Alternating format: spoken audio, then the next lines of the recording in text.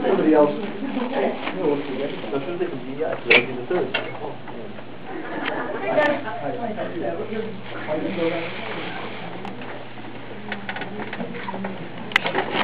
The books, she has pre-signed them just a little while ago, but you can come through and she will personalize them for you, because she does have a little bit of a time crunch. So that's why she went ahead and signed them, but she's happy to personalize them for you. Because she is here as an author, she's not writing your time. She is only signing for books. An iconic actress, Molly Ringwald, rose to fame as part of the original Brat Pack. With director John Hughes, they created the classic 16 Candles, The Breakfast Club, and Pretty in Pink. In addition to her continued work in film, she's appeared on stage in London and Broadway and has toured with musical theater productions. She's a regular guest star on television shows.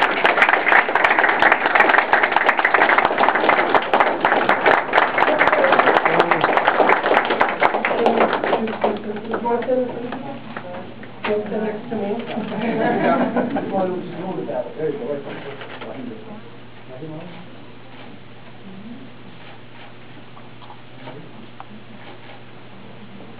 It's always so fun.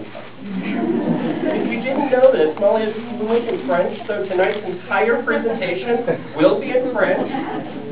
Matt will translate for us, right?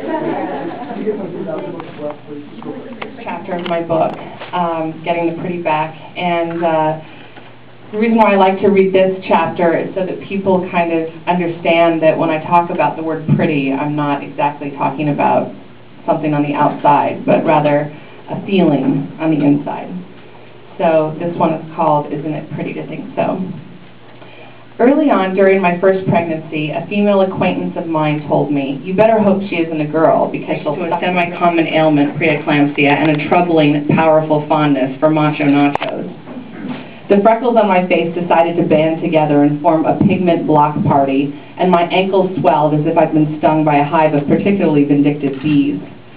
On the day my daughter Matilda was born, as I tried to tie up loose ends before heading into the labor room, I was asked to participate in a maternity Gap ad, which I was obviously unable to do. When I hung up the phone and told my husband and friend Victoria, the nurse on call chimed in, "That's funny, a Gap ad? You look like the Michelin Man."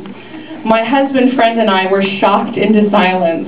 The nurse took this to mean that we hadn't heard her and felt compelled to repeat her insight. "You look like the Michelin Man," she snorted. It wasn't until she went in for the third time that Victoria snapped, "Yeah, we got it." In the months after I delivered Matilda, I would catch glimpses of myself in the mirror, each time thinking the same thing. Is that me? I couldn't get over the heft of my body. I would breastfeed my daughter and look down in horror to find that my breasts were larger than her head, and then you're expected to teach it. What is pretty anyway? Not just beauty. It's an attitude toward life, a frame of mind, a lightness, even a frivolousness. It's attractive and charming, yet also naive. It's endearing particularly because it's so innocent, because it seems to disregard or simply be unaware of all the things in the world, the experiences, the people, the accidents, that increasingly defy and deny the sense of giddy hopefulness. When I told a friend I was writing a book called Getting the Pretty Back, she asked, "Why don't you call it Getting the Beauty Back? That's a better title." But beauty isn't what I'm talking about. Prettiness is inside every woman. It's a feeling, a sense of self that never entirely leaves. It's always there. I remember at my daughter's baptism, which we had in Greece, where my husband's parents live, watching my mother-in-law dancing at the after-party at 4 in the morning. As she spun, I could see the village girl she had been 50 years earlier in every light, joyful step. It was moving, and it was inspiring, and it was also the best part, completely, carelessly normal. She wasn't thinking about it. She wasn't pretending. She was just doing what felt right. I watched her turning her wrists and hands in time with the music with such confidence and grace, thinking to myself, she's so pretty. Getting the pretty back is about getting back in touch with your essential self, the part of you that knows what you really want, that takes risks, that isn't scared away by all the things that can and have gone wrong. It's a part of you that runs around in summer holding your sandals in your hand. It's remembering the girl you were at 15 who did double flips off the high dive, the girl who laughed and squealed with your best friend while you huddled together in the bathroom, double piercing your ear with a needle and a potato. Being pretty can be about style or outer beauty, true, but on a deeper, more fundamental level, it's about learning to take care of yourself again. Style is the first and easiest step to reminding yourself and the world that you matter. Too often after kids, after years in and out of relationships, we settle. We stop paying attention to ourselves. Everyone else's needs come first. We'd love to try a yoga class or see a movie with a friend or visit a country that we've never been to, but before that can happen, we have all of these other responsibilities. The car payments, the mortgage, the dental appointments, the carpools, the birthday parties, the work functions. At times they can make you feel as if adulthood is nothing more than a series of tasks to be completed. And I'm not advocating trying to recapture your youth, mostly because it is impossible, and secondly, because you shouldn't want to. Our life experience, after all, is what makes us interesting, smarter, more confident, and formidable. But being all those things shouldn't preclude being whimsical, light, flirty, and fun. At heart, prettiness is a state of mind. It's a way of looking at things, of looking at ourselves. It's just one thread of the tapestry that makes us up, but it's an important, all too often neglected thread. Luckily, it isn't so hard to get the pretty back, as I rediscovered again while writing this book. I spent a lot of time searching through my past, remembering the good and bad, and finding out what got me to where I am now. I invite you to do the same. Whether it's reconnecting with friends that you miss, or remembering how much you used to love to dance to Bananarama in the living room by yourself, getting back in touch with the pretty girl that you once were just might make you realize that she isn't so far from the woman that you are today.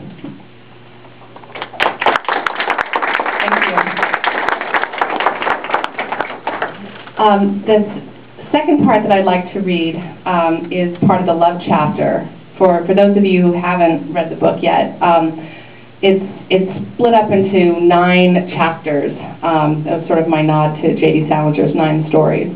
And I tried to think of, I wanted to write a book about being a woman and sort of for me, for my friends, and for all these people that sort of grew up with me. And for men, too. I don't want to exclude men, because I think men can get a lot out of this book, too.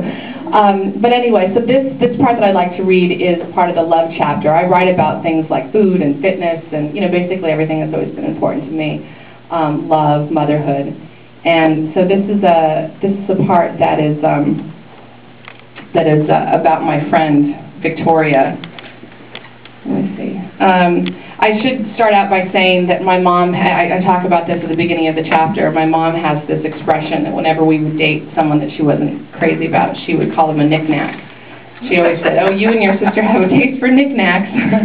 So I reference that just so you know what I'm talking about. The reality is that by the time we get into our 30s, and definitely in our 40s, we would be in bed just a taste, I'd wheedle during lunch. Victoria would shake her head.